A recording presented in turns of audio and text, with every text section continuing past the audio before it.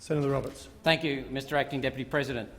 As a servant to the people of Queensland and Australia, I would like to say that One Nation is very supportive of the motion that Australia's relations with the People's Republic of China be referred to the Foreign Affairs, Defence and Trade References Committee for inquiry and preparation of a report.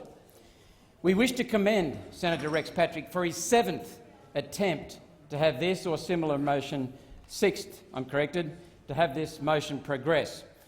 Mr Acting Deputy President, Senator Patrick, I can only guess, must feel like he's on a set of Groundhog Day. And on each of those occasions, Liberal and Labor parties have joined to defeat all 5 of his previous attempts. I wonder if it's because Liberal Andrew Robb, when he retired, received $880,000 salary after selling a lease to the Port of Darwin, or after Sam Dastyari's bills were paid by the Chinese, or after Liberal Gladys Liu's contradictions of fact about her associations with China that were never resolved, or about Labor's ICAC revelations in New South Wales. We keep seeing Liberal and Labor come together to defeat even looking at this very vital, important relationship. It is imperative that Australia and China maintain a mutually respectful and beneficial bilateral relationship. China is Australia's largest two-way trading partner in exports and imports, representing 24% of total trade with a value of $183 billion. That alone shows significant influence on Australia.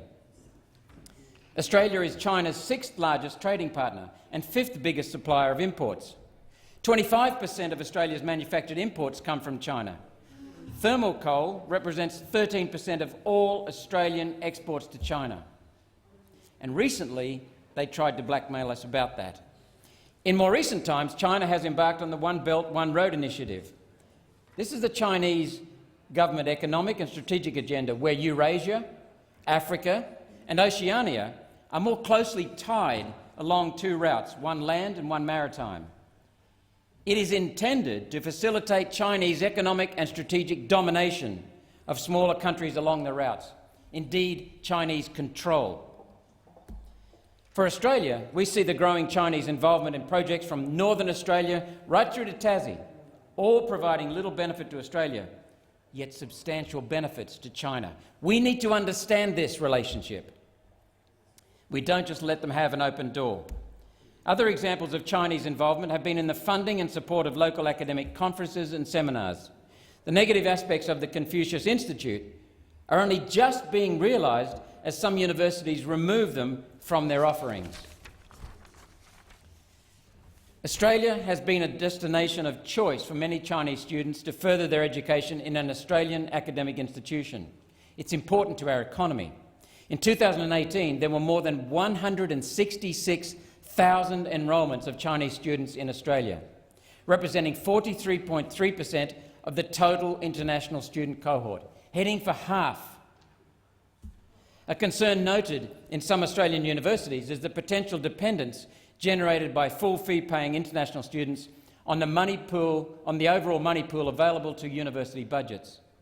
Should those numbers suddenly diminish, it may leave some of our universities destitute and many university staff unpaid. Since the COVID-19 pandemic, these concerns have come to fruition and Australian universities are bleeding financially.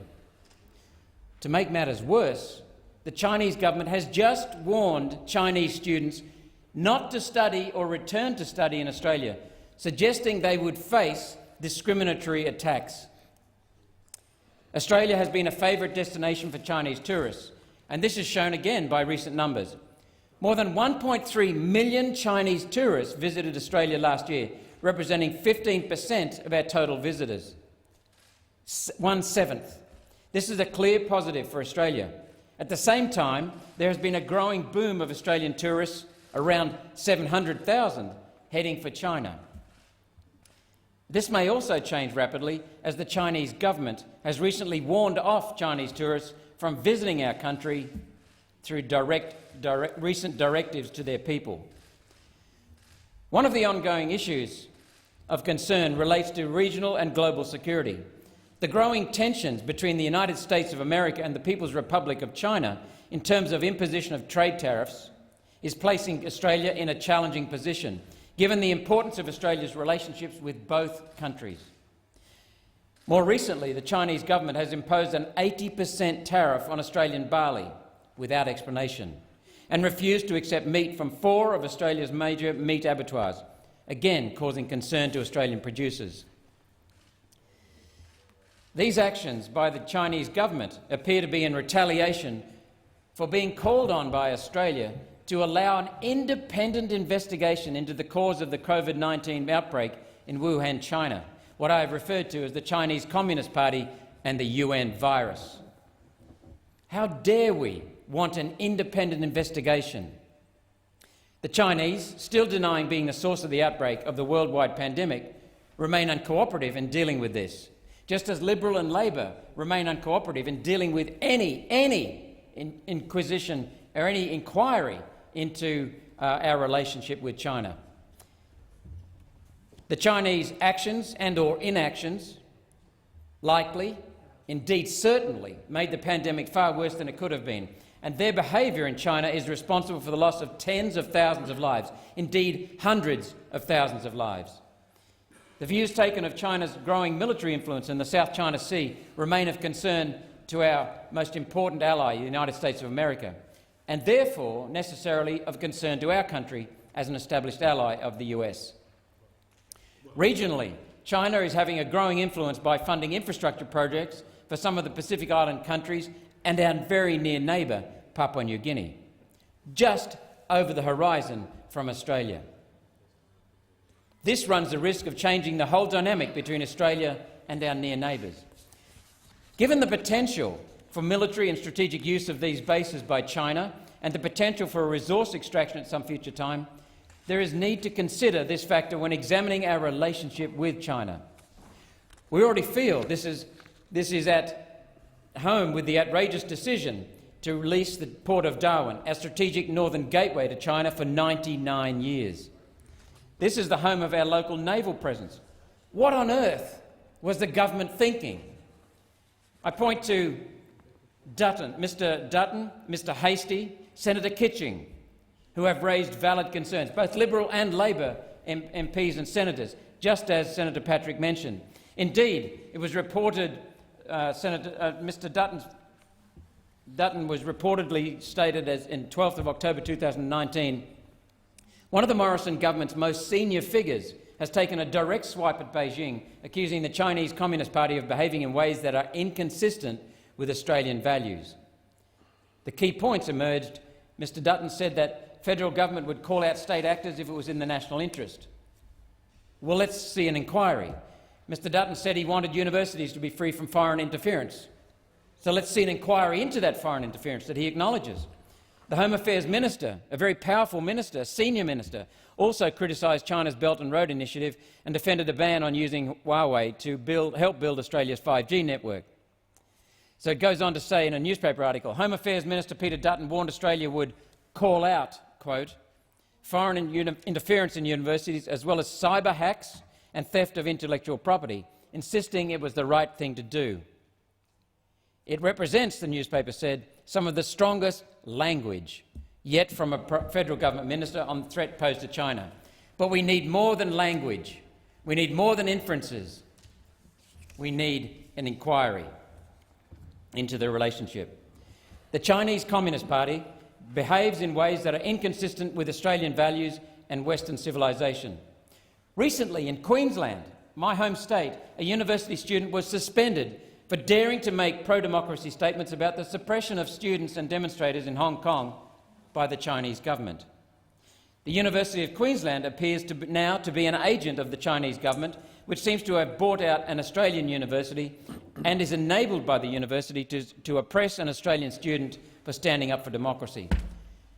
And when I get to the point of quoting Clive Hamilton, then we know things are serious, because Clive Hamilton, to his credit, has written a book calling out the issues that we have with China, raising serious threats and concerns to our country and our country's security.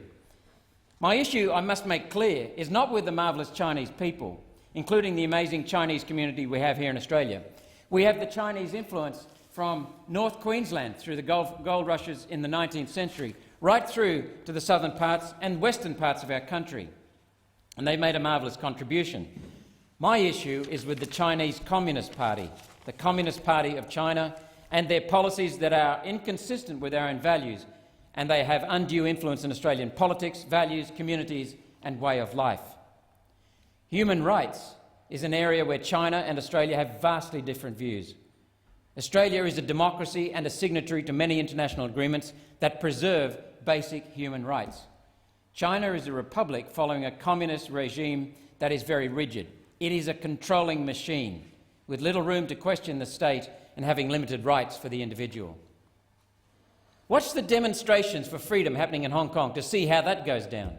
Many Australians remember the appalling and tragic events at Tiananmen Square, where many people's lives were sacrificed in the name of democracy. A Prime Minister cried over that, and understandably so, yet we can't even have an inquiry into that relationship with China. Tiananmen Square was not merely an incident, as recently reported in the media. It was one of the earliest signs in the West of this serial breaching of human rights and suppression of their own people in China. The detention of those whose views differ from the regimes is a continuing disgrace and worthy of further review. The government and Labor have sold out Australia's inheritance. No wonder they don't want us to have a review of this catastrophic relationship, potentially catastrophic relationship. Will the Liberal Party and the Labor Party, will the Lib Lab duopoly look beyond their Chinese donations to their parties and do the right thing by our country? These actions by China would appear to threaten the relationship of mutual respect between the two countries and are worthy of inquiry. Actions of Lib Lab MPs and governments handing control of essential services like electricity, for goodness sake, our ports, our food producers, to the Chinese Communist Party is insane. Why are we doing it? And why aren't we bothering to look into it? These deals threaten our honesty, fairness and humanity, and our national security. One Nation supports the call for such an inquiry into a nation exerting powerful influences over our nation, with potentially far more powerful influences on our nation's future and on our people's security. Thank you, Mr. Acting Deputy President. Thank you, Mr. Senator.